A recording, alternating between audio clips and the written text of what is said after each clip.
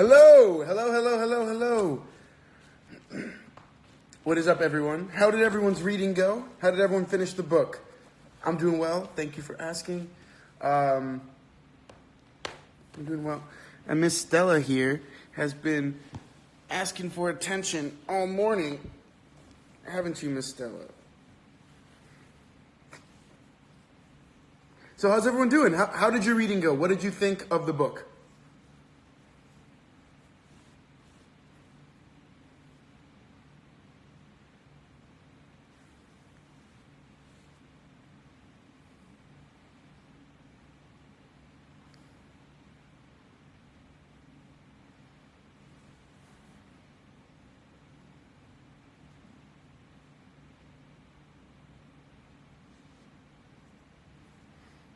I love the book so much. It was inspiring. I want to watch the movie now.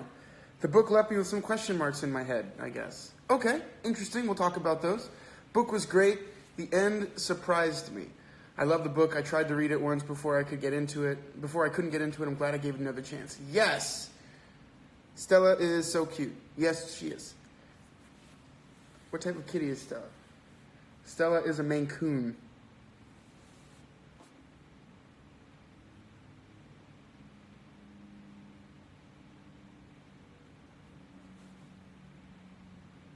This book was just wow. Good. I'm glad you liked it. Mwah. Okay, go. I don't know which version is true.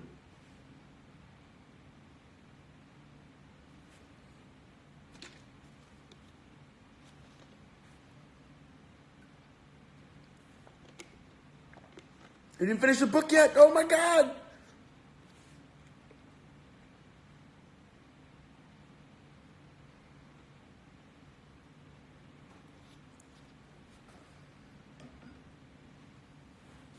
The book was slow for me all the way till the end, then my mind got blown. Yes.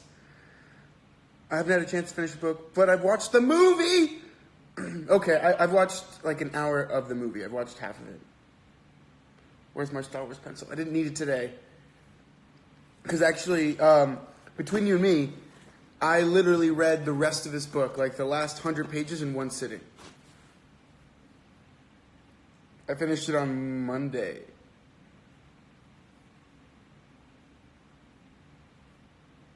Fascinating. I want to see the movie. I need to talk so much about emotions. Yes!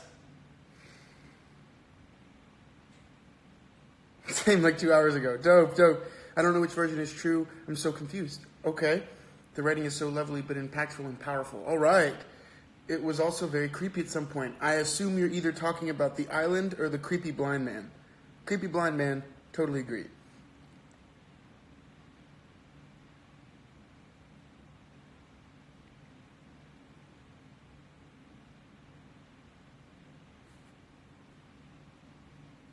Watched the movie after finishing.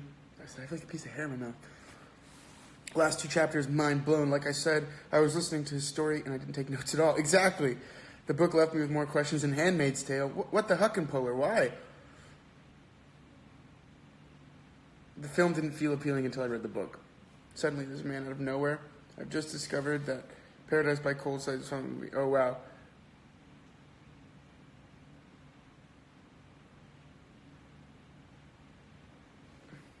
You know, Camille, you say since the beginning his dad was like, you must be reasonable with everything, when Pi was more about the spirituality.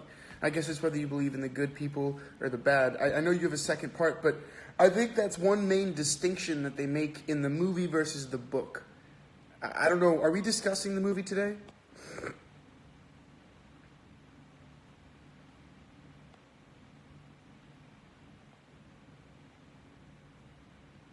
Creepy blind man was definitely a character. Island is pretty freaky. It's like the fight between the cruelty of mankind of the possibility of something greater and better.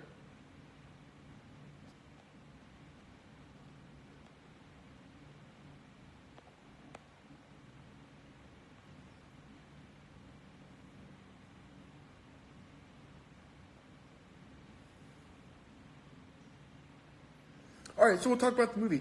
I think that's one distinction they make in the movie versus the book. In the book, they make it seem like Pi is wiser beyond his years.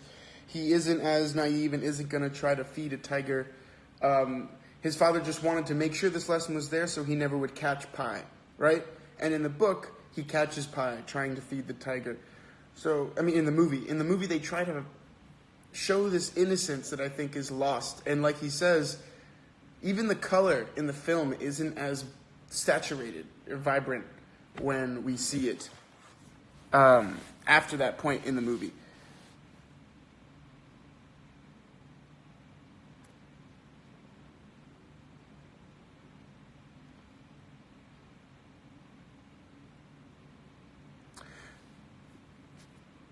Yes, okay, Cat Parker. See, this is the discussion I was having with someone. Everyone here who has seen the movie, we're not going to talk about it because some people haven't seen it yet. Well, we'll talk about it, but we'll just give spoiler alerts so that they kind of stick their ears. For everyone that had seen it after they finished reading the book, do you think it was more beneficial to watch this movie after reading the book? What do we think about that? What story do I believe? Doesn't matter. We'll talk about that too. Watched the movie last night. In the movie, there was this fish attack. Well, the fish attack in the movie they talk about in the book, it's when the flying fish start hitting him, and he talks about how Richard Parker has that beautiful yogi moment where he's like perfectly in the moment looking for fish to like swat.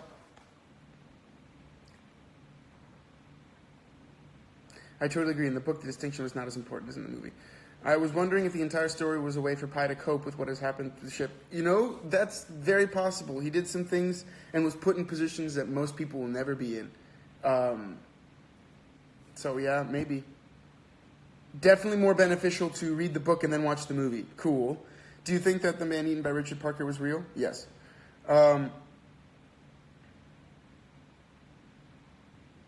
First read, then watch. Okay.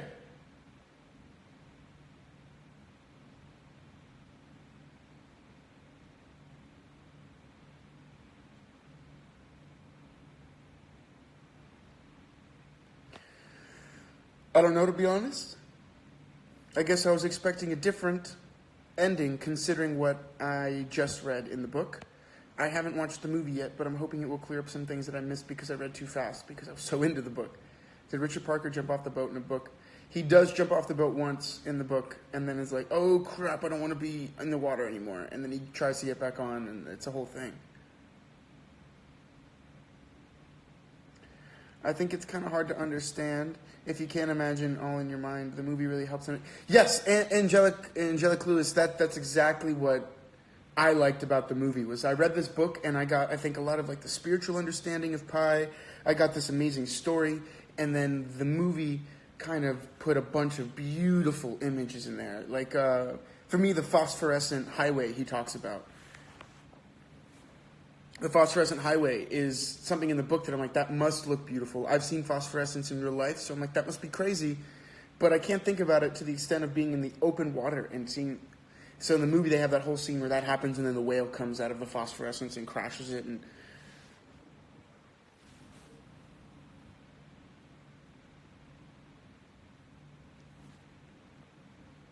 I never read the book before seeing the movie, but now I wish I'd read it before seeing the movie.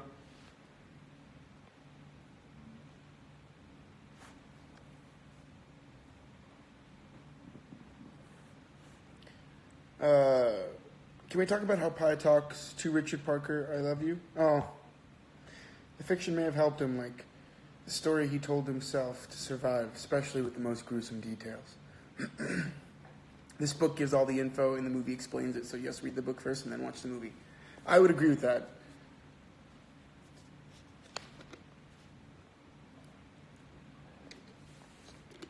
The movie helps a lot for the visual parts. That's what I've been saying. I think the visual that the movie gives you is amazing because then it really makes this book more colorful.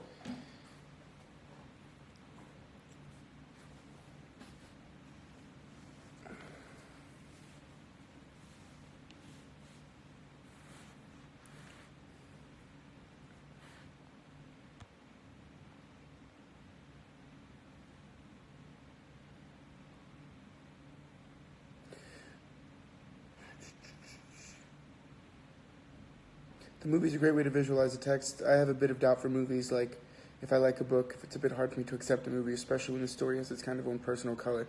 I think because they're two different mediums, for me, I can always separate the book from the movie. I can always be like, oh, the book was fantastic, the movie was great for other reasons, or I can always find that separation because I have a depth of knowledge of the story. And then I can like analytically be like, why would they change that part? Like in the book, a lot of the story is Pi telling our author, Jan Martel, this story, right? Which we see in flashbacks in the movie.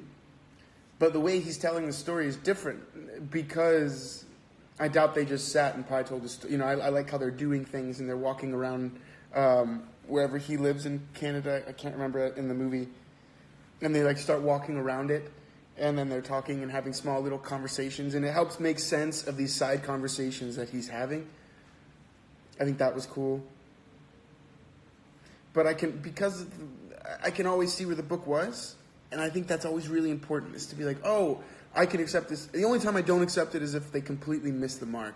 Like if the movie's just really bad because they didn't get the book. And I hate when that happens. The boat sounded bigger in the book to me. I agree. Having read the book now, I'm like, wow, the boat. I watched it last night. I was like, the boat did feel bigger.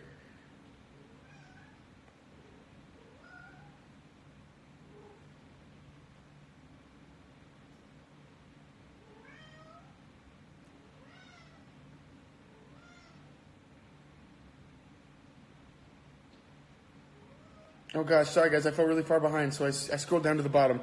I always go into the movie remembering not everything that can be made into it, and all can be created to do the book justice. Yes. No, Stella's not hungry. Because I let her outside now, she likes to sit by the front door and, like, meow like a dog. Dogs, you know, she likes to, like, let me out. Hey! Give me a second, guys. No, I don't want you running around there. No. You're stuck with me. Go out later. This cat. All right, so the story without animals. All right, so let's talk about that because I'm seeing that is a question everyone's asking. Which story is true?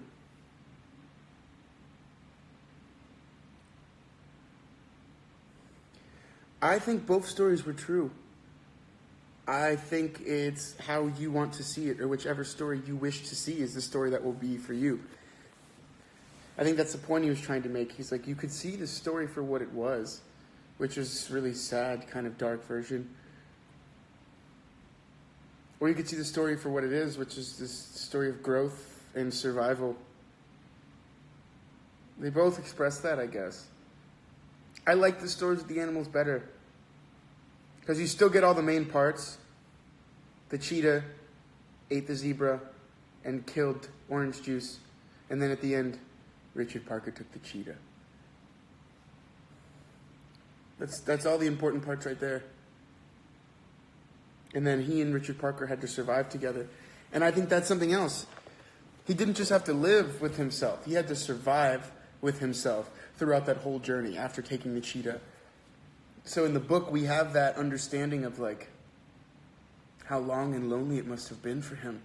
And if he really was alone, then that part of himself was something he had to understand. And there are a bunch of references to it.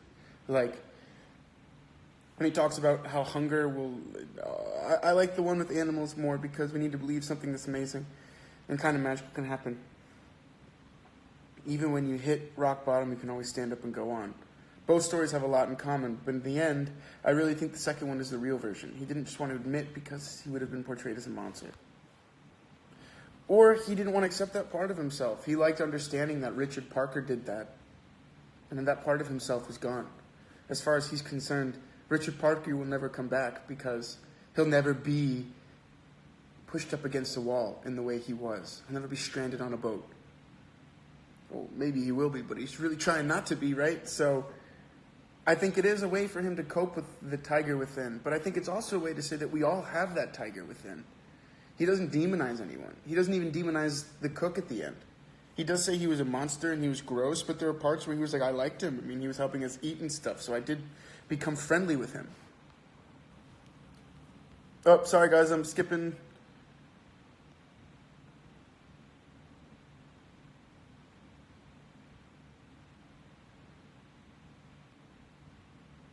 I think it's such a harrowing experience. I think in such a harrowing experience, that is how his mind allowed him to survive the horrors and keep going. Both were available, but one was so overwhelmingly sad, he had to compartmentalize. I agree. I think one was just too... Maybe it was still too on the surface, like he had just experienced all of it, and he couldn't deal with it. But also, I mean, in a way, his story is like the religious trial of a saint, you know?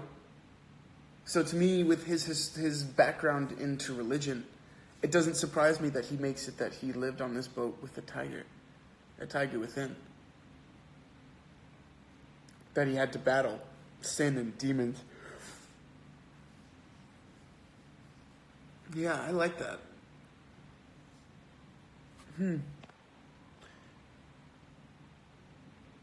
Oh, he saw his mother get killed. And I think that's the thing, like, and I honestly think that was the part he went blind. Because he was blind with rage.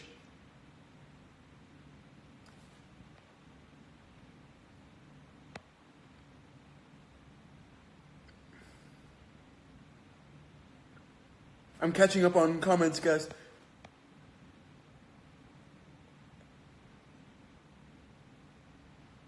I love the allegory of the book, the meaning beneath the surface of what we read.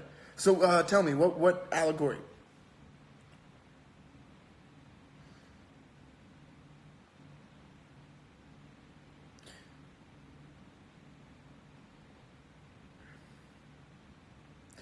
I think maybe the point of this story is just to show that there are two sides, perspective in any one situation or story. Oh, what the huck and pull? I think that's absolutely right. And he makes that point with religion. It's a different perspective. In the book he says, religion is but a house with many rooms. I think this story, which religion is a story a lot of the time. These are stories that help us understand and help us grow and learn. They're stories. I think this story for him can be told from different parts of the house. It can be told from where it was experienced, the very rich, kind of sad one that he ends up telling. It can also be told from the perspective of this boy who gets stuck on a raft with a hyena, an orangutan, a zebra, and a lion, or a tiger. He separated the animal version of himself to create Richard Parker, and I think that kept him sane for 227 days. I completely agree with no one else. The reader can pick and choose the parts of the story that benefit their preferred version. So it's like Pi's three-tiered faith as well. I agree.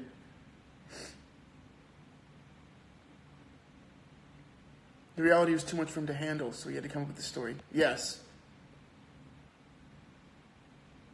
I suppose in the whole thing, the whole of life becomes an act of letting go. But what always hurts the most is not taking moments to say goodbye. So sad.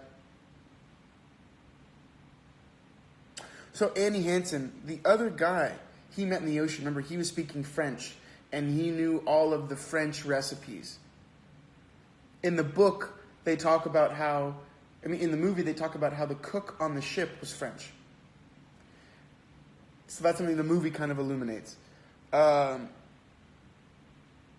then you find out later that it was the French cook at the end of the book. That rhymed. So the other blind man was the French, and I think they were both blinded by different things. And I think that was literally a whole metaphorical page, like where it was supposed to be a metaphor. I think a metaphor, is that the right word? Where literally he's blind with rage because he just killed, the cook just killed his mother. So the whole time he's like, we had a conversation and everything. He's kind of floating in this blind rage, and the other guy's blinded by his hunger and blinded by. Think about it. He still had food on his boat, which means I think that he went to the chef's part of the boat that he left the chef in, and he had hidden food from Pi so that he could be okay. He was very selfish with his survival.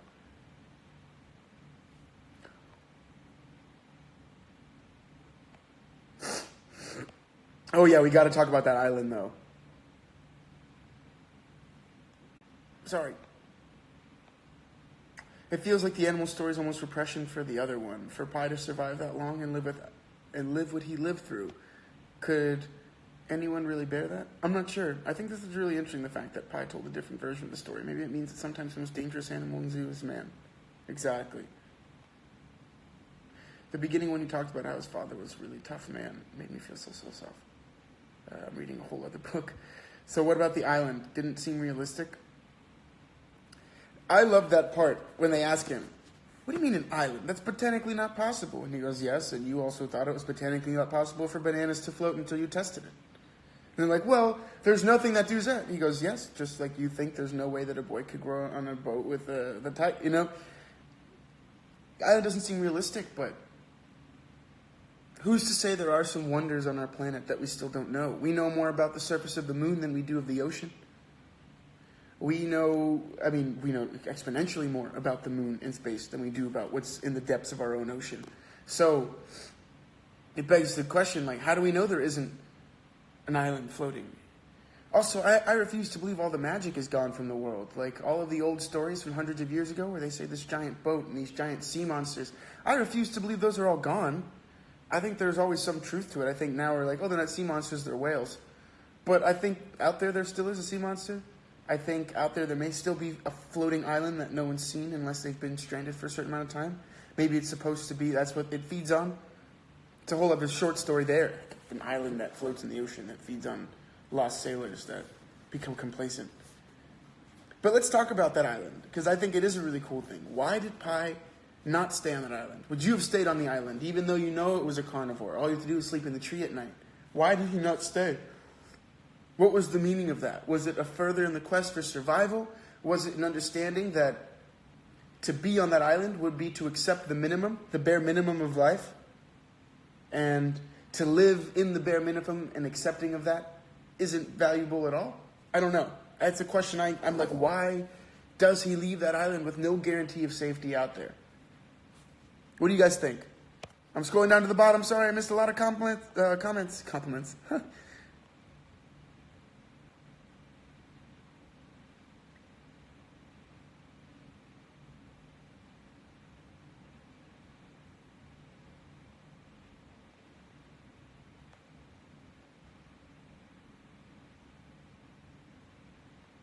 The island stands for something symbolic. I think so.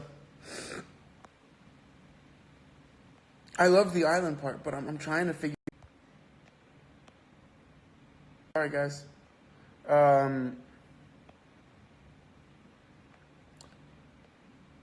Movie help. Blah, blah, blah. Okay, scrolling down to the bottom again. When I was reading the book, the island for me was like the island of plastic in the Pacific Ocean. It's super toxic and kills animal.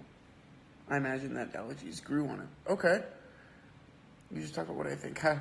I think he knew that it wouldn't be safe. I think he was thinking of Richard Parker and himself. I think he knew he had to move on. Okay, so he's thinking of Richard Parker. So let's go to the story that is with people.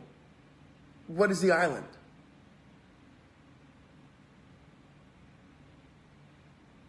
Was the island the acceptance of death? This thing that was just going to come swallow him up? But at the same time, it was giving him everything he wanted? Richard Parker was able to roam freely and no one would ever judge. He was able to eat and drink fresh water and relax. I think maybe it was symbolic, maybe for death. I'm spitballing here. I have no idea. And there could be a religious tie to leaving the island as well. I agree. Going back into the fray. Giving some sort of solace and then choosing to live. And then there's... That's an interesting... Who said that? Bane Lightwood? Awesome. I think the island may have not been carnivorous, but in his mind he made it so because he realized that he had to leave to find humankind again. Maybe. The island gave him... I'm reading comments. The island gave him a reprieve, but it wasn't meant for long-term survival. It was like Pi couldn't stand to survive just thanks to somebody else. There was no reason to kill anymore. Interesting. His will to live, he couldn't stand the idea of surrender. Staying on the island would mean surrender. Maybe he didn't stay on the island because it would have meant accepting that there was nothing else or nothing further in the future. He prefers the known and the unknown. He doesn't know if he would have survived in the island. And he doesn't know its secrets, but he knows the ocean and only the dangerous thing was Richard Parker. So he made it stand for something bad to make himself leave. It would make sense for Pi to stay on the island because Pi's always held faith and hope, and staying there would have meant stop having faith.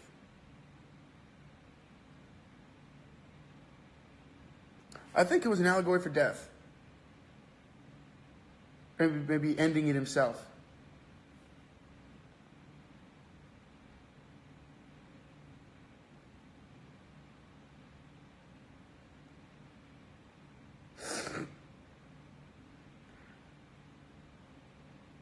Would have been easy, but it would have been a half-life. Yes, maybe for death. Yep, death. Death and isolation. The island felt too good to be true in a way. It appeared to be relief, but had a dark secret. I think he wanted to come back to this position. I wish I could, comb through. I didn't take any notes. I'm not going to lie. I literally just and I crushed the last 100 pages.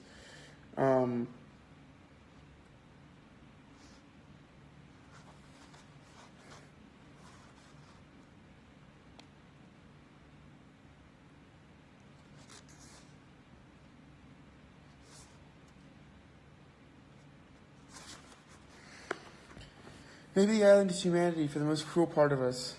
It kills at night after all. Interesting. He may have found just a normal island, but he didn't want to stay. Okay. What do you think about Pi's relationship with God in the last part of the book? What do you mean? Please.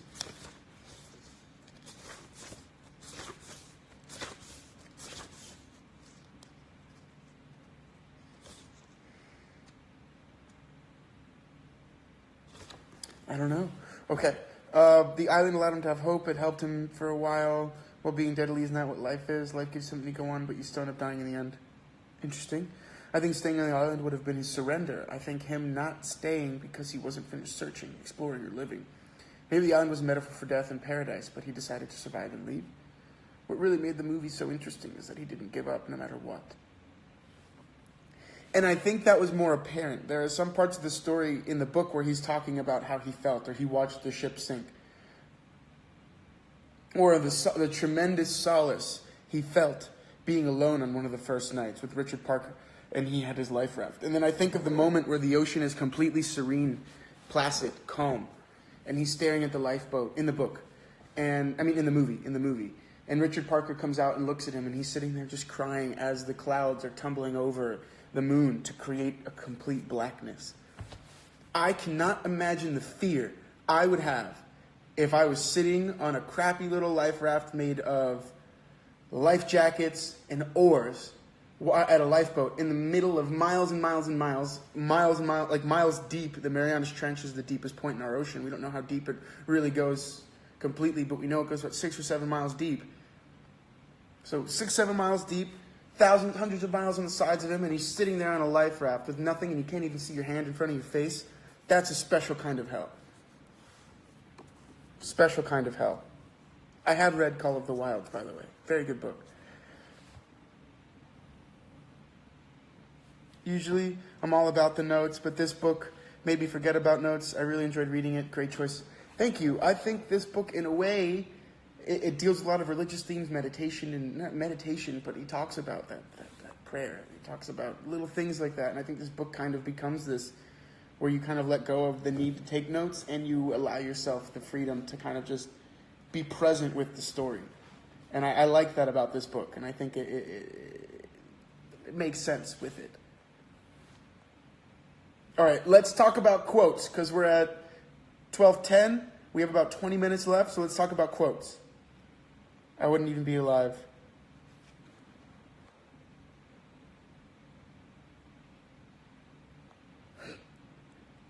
Would have died in the boat.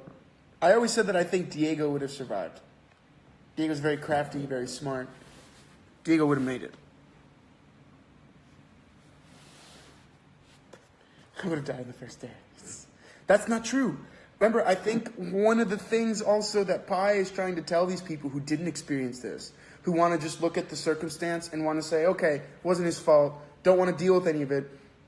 What he kind of tries to make them do is he forces them to confront the idea that you don't know who you are until you're tested in these ways. In many biblical stories, the same thing. You have one or two choices. You can either hold on to this life and these mortal things, these things that eventually will disappear regardless, just like the tide, or you let go and give over to the power of the universe, God, the being, whatever you believe. You just kind of give yourself over to this idea that we're all part of something bigger than ourselves, and we can't understand it. I don't know. I think there's that maybe theme then. The world isn't just the way it is. It is how we understand it, no? I say there were no animals. Call me a non-believer. Non-believer! I have a story that will make you believe in God. Did we find that to be true? What the huck and polar? That's a great freaking question. How does everyone feel about that? I will tell you a story that will make you believe in God. In the movie, he peed at the boat to take over Richard Park. It was kind of funny. Yeah.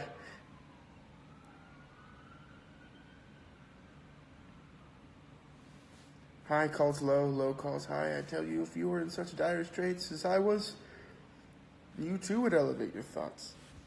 Love is hard to believe. Ask any lover. Life is hard to believe. Ask any scientist. God is hard to believe. Ask any believer. What is your problem with hard to believe? The lower you are, the higher your mind will start to soar. It was natural that, bereft and desperate as I was, in the throes of unremitting suffering, I should turn to God. A part of this book reminded me of 1984. Pi, by eating a lot of animals, went against the way he is. As Winston said, a man can sacrifice everything just to survive. But Presta Mariana, yes, but crazy, right? And that's the scary thing that I think a lot of people, myself included, live with. I think it's one of the reasons we create art. I think it's one of the reasons why we are constantly trying to test the boundaries of humanity, because we all live with these things inside of us that we know won't come out until put to the test. Who knows? Maybe some of you have Richard Parkers in there. Maybe I do. I don't know. It's important to conclude things properly. Only then you can let it go. Otherwise, you are left with words you should have said, but never did. And your heart is heavy with remorse. I think that's a very important, about God. Love that quote. Very important quote. One of my favorite quotes in the book. Because then it's kind of like, remember my quote from a long time ago? Be the guy that jumps? Similar.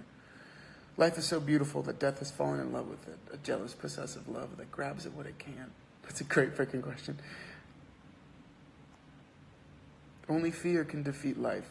That whole paragraph or chapter about fear is incredible. I think it definitely gave me a lot to think about. Left me with more questions and unknowns than I had before. So I think, yes, because I'm questioning my previous beliefs. We believe what we see is probably the representation about the society. In the day and age, too, like in this day and age. I think this book will age well.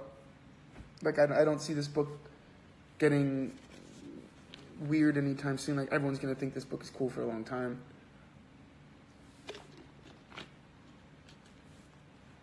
A person can get used to anything, even killing. Maybe not God, but consciousness and love and living in the moment. And some people believe that is God, so. My favorite quotes, here, let me do this, because this will be easier for me to find them than digging through the book.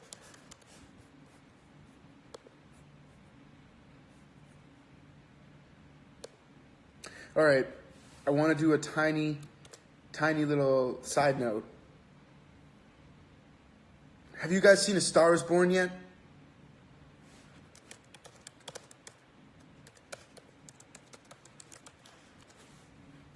I love Pi's conversation with two Japanese officials. They seriously lost their minds with the roundabout way of he was telling.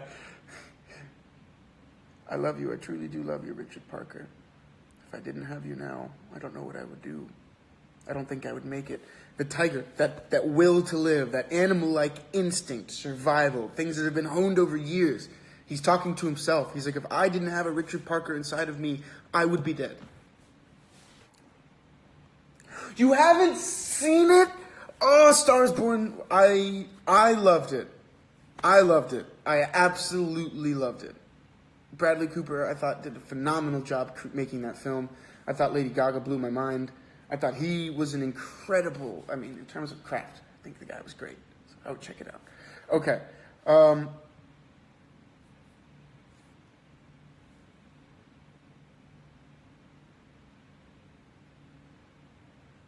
If you stumble about believability, what are you living for? Love is hard to believe, ask any lover. Life is hard to believe, ask any scientist. God is hard to believe, ask any believer. What is your problem with hard to believe? You must take life the way it comes at you and make the best of it.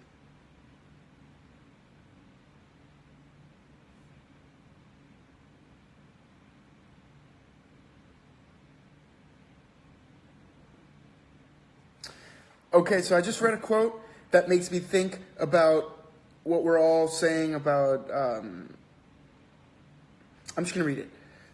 The world isn't just the way it is. It is how we understand it, no? And in understanding something, we bring something to it, no? Doesn't that make life a story?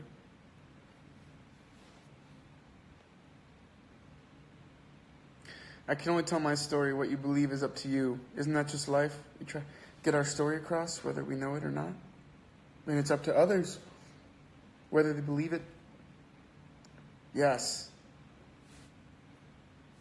I also like the part where Pi thinks he's going to die and asks forgiveness to Richard Parker because he failed as a zookeeper.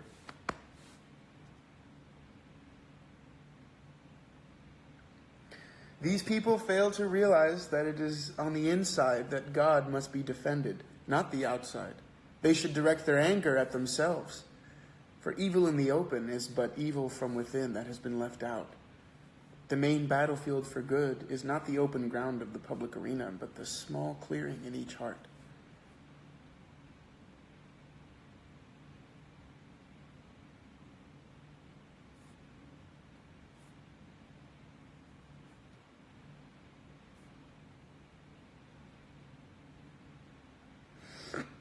And then this quote makes me think of like Richard Parker speaking directly to him.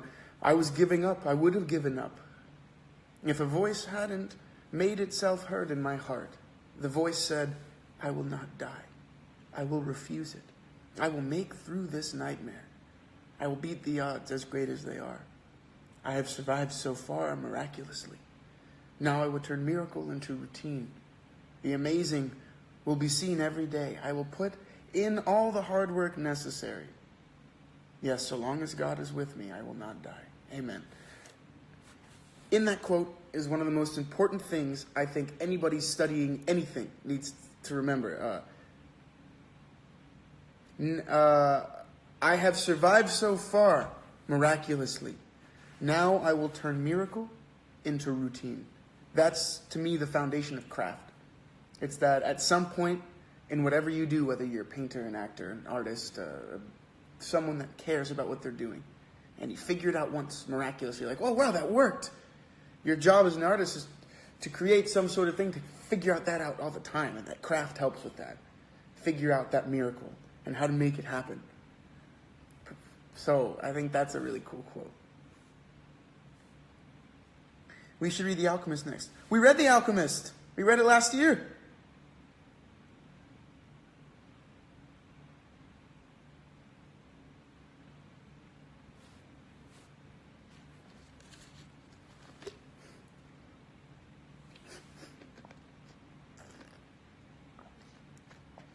I love that turn miracle into routine. That's what teachers try to do. Exactly. It's saying, all right, you figured out this one math problem. Great. Miracle. Here's a formula so you can always get the answer to that problem that you might have again and again. And it can extend into huge life problems, or it can extend into small things. To me, that's the essence of craft and why we study it in any form. To make miracles routine. Or to find a way to discover this miracle. It's a relevant book for today. Oh, thank you. Keeping us on track. It's a relevant book for today because Pi tells his story and the men say, we don't believe you because there is no proof. Oh, whoa. Whole other level, but not inaccurate. I like how the author lets us know exactly what kind of people the Japanese officers are when they fail to pay attention to a simple map. Well,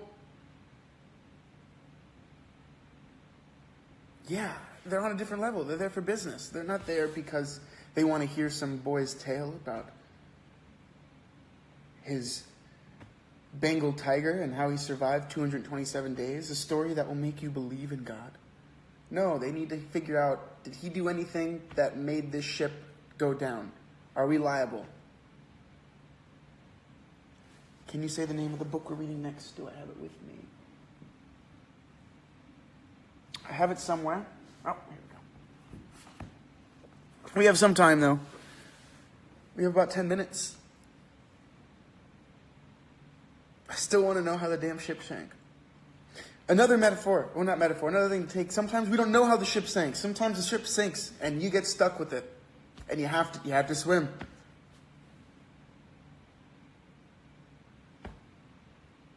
Insurance is important stuff, okay? Oh, Man's Search for Meaning by Viktor Frankl. I love having my stack of books because I have that book. Great book. Completely agree. I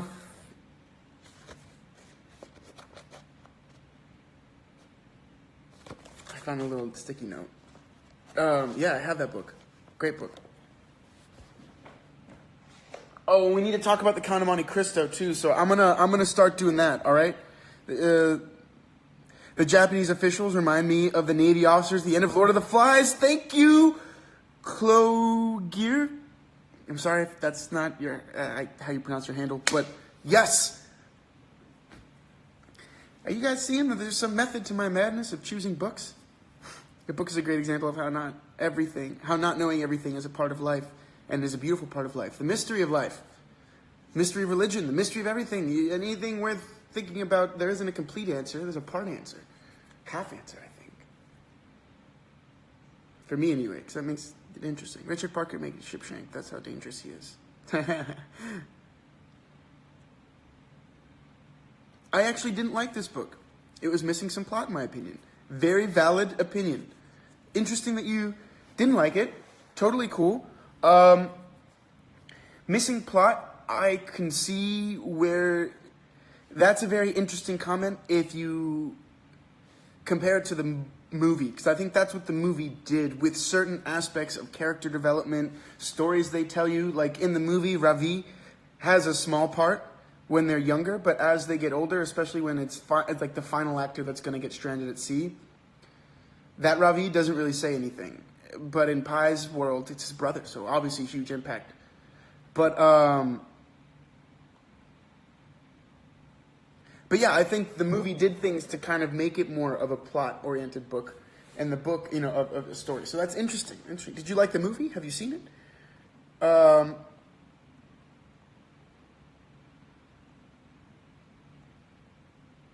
this is not only the books I'm choosing, because some of them, I'm not going to lie, just got lucky that they commented on something that we talked about, but some of them I purposely chose. But a lot of it is how once you enter the world of a certain art form, or the world of something, fitness, math, all of them help each other. Like, you enter the world of books and you find out that all of these books influence all of these other books, because art is this inclusive mix of colors. So you can't put a color in without it touching other colors and making a new color. So that's how I feel that we've entered the world of literature. So naturally, we're going to see the parallels of all the other great books we've read, because everyone's influenced by this. It's pretty cool. But yeah, don't worry. Half the book club members didn't like Catch 22. So you're not. I was talking to Diego. While I understood and loved the historical importance and understanding and the innocence and beauty in Diary of Anne Frank, I found that one very hard to read. That one was one where I had to plan time. So it's okay. I always want everyone to feel completely comfortable if they don't like what we're reading, but I want them to challenge that and ask themselves why. What is it with this specific story that I'm not? Is it the style in which they're writing? Is it the vocabulary they're using? Is it what elements of the plot don't satisfy my understanding of A plus B equals C? Or is it A divided by C equals B? Who knows? I always want you to be completely honest with whether or not you like a book, but then I want you to always try to figure out why, so that you can start seeing what patterns that you tend to push yourself away from. Oh, I don't like fantasy. I don't know. Whatever it is, I think it's very important to understand that and to dive into why we don't like things, because that is what gives us value when we can not only have opinions, but when there's backing to them. When I can be like, actually, I get this. Because then maybe you'll change one day and you'll be like, wow, I guess I don't feel that way about this anymore. So many cool books to read. Yeah, I'm going to finish the movie now, after we finish. I have about half left. I thought the author's writing is beautiful. And the math examples are so funny because of pi. Thank you. It's on the brain. It's kind of ironic the movie has Indian actors, and I'm from India, but I haven't seen it yet. Oh my goodness. Yeah, I love that. I mean, I hope they wouldn't make it without that. I haven't watched more of The Handmaid's Tale. I watch it with Tessa, and Tessa and I haven't been together. Like, I was in Toronto for a bit, but then I'm back here, and she's still in Toronto, so I haven't watched it, because that's like a show we watch together. Any new titles for the book club? Not yet. Not yet. What do we need to know about the Count of Monte? Okay. So someone told me, as I kind of noticed later,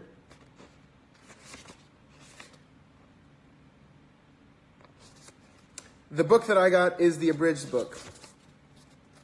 Abridged. And it's still like 600 pages long.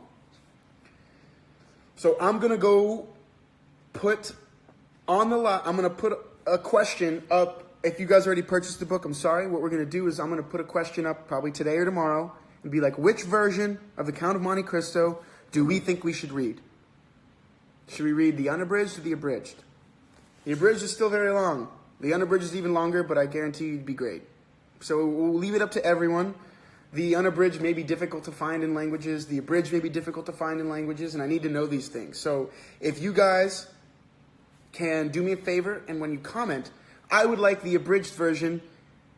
Write me a message and be like, for these reasons. Like, I can find it in German. I can't find the unabridged in German. You know, whatever it is. I'm going to post it up there so you don't have to vote right now. Yeah, and 1,100 pages. I have the Barnes & Noble's Classics version. Is this one of the books we should read like that? I don't know.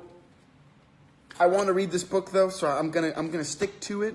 And if we have to read the unabridged version and we take until mid-next year reading it, we're going to do it. So we'll talk about that. So that's the book after the next book. The next book, we're going to dive into talking about that. So everyone, let's say goodbye to our friend Pai Patel. Let's say goodbye to Richard Parker. Thank you so much, Richard Parker. You've given us a great story. All right, the next book we will be reading, Things Fall Apart. So, Things Fall Apart is the first of 3 novels in Chinua Achebe's critically acclaimed African trilogy. It's a classic narrative about Africa's cataclysmic encounter with Europe as it establishes a colonial presence on the continent. Told through the fictional experiences of Okonkwo, a wealthy and fearless Igbo warrior of Umofia in the late 1800s, Things Fall Apart explores one man's futile resistance to the devaluing of his Igbo traditions by British political and religious forces, and his despair as his community capitulates to the powerful new order. This book sold 20 million copies. Incredible, right? Now, we're going to read this book in 2 weeks. All right?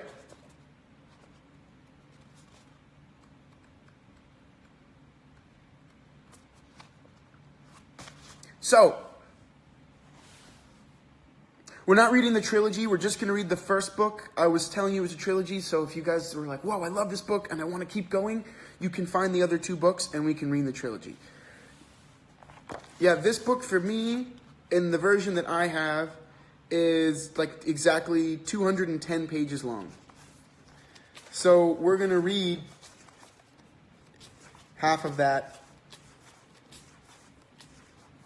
We're going to read 110 pages the first week, and then we'll just crush it the next week. So 2 per week, like we'll crush it. Trust me, guys, this will be soups easy. So we're going to read to chapter 12. Chapter 12.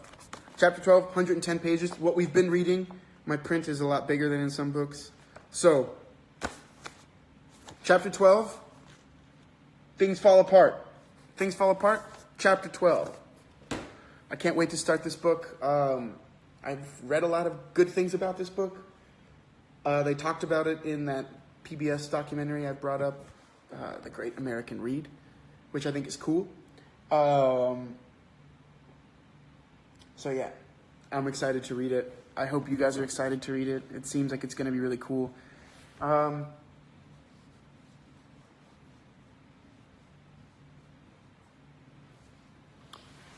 Yeah, Life of Pi though, right? So good. If you cannot find certain books and languages, remember Rosende Reads PDFs on Twitter is posting a bunch of the PDF documents. If you still can't find them, when I ask the question about the Count of Monte Cristo, write me a message and let me know. All right, so that I can be like, okay, we'll talk about it. I don't think we're gonna, yeah, we'll talk about it. The author's name, Chinua Achebe. Piscine Malitor Patel, we will miss you. I love that. All right, guys. So, another book done.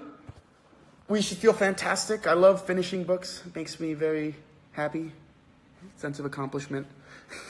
So, thank you guys very much for this week. Thank you so much for this book.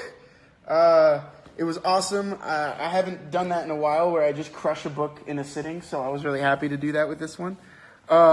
We did it. Thank you guys very much. I will talk to you guys next week. Remember, I'm going to be asking the question in the next couple days about Count of Monte Cristo, so there's still some time to get it. So we can figure that out, solidify that, go for it. Thank you guys for reading. Thank you guys for joining. Now continue to be curious, continue exploring, continue questioning, continue questioning everything, and continue to be positive forces of change in your communities today. Have a great weekend, guys. I will see you next week. Peace, guys.